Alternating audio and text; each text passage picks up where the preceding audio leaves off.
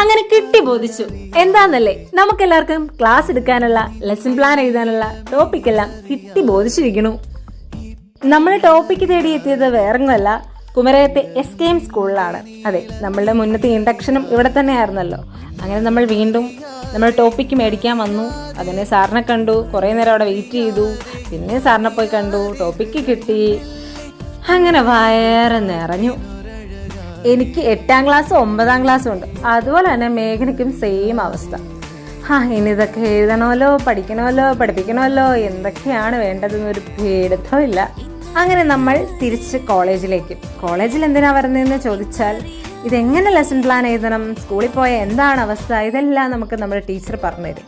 So അതൊക്കെ കേൾക്കാൻ നമ്മളെല്ലാവരും കോളേജിലെത്തി. അങ്ങനെ പിന്നെ ലെസൺ പ്ലാൻ എഴുതാനുള്ള ഒരു ഇതാണ്. അങ്ങനെ ഞങ്ങൾ എല്ലാവരും കൂടി ഒരു ഭ്രാന്ത് പിടിച്ചൊരു അങ്ങനെ ഒരു അവസ്ഥയിലായിരുന്നു. കൃത്യസമയത്ത് ഫുഡ് കഴിക്കണം, നമുക്ക് അതും തെറ്റുമല്ലോ.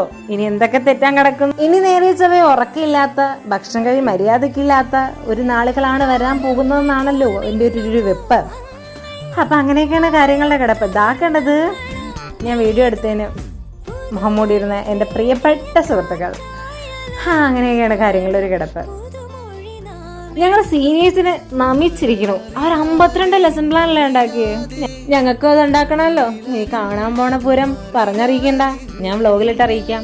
എന്തല്ലേ, ഇപ്പൊ തന്നെ മടുത്തു. അങ്ങനെ മടുക്കാൻ പാടില്ല. നമ്മളായിട്ട് എടുത്ത കോഴ്സല്ലേ, അങ്ങനെ അനുഭവിക്കുക, പിന്നല്ല.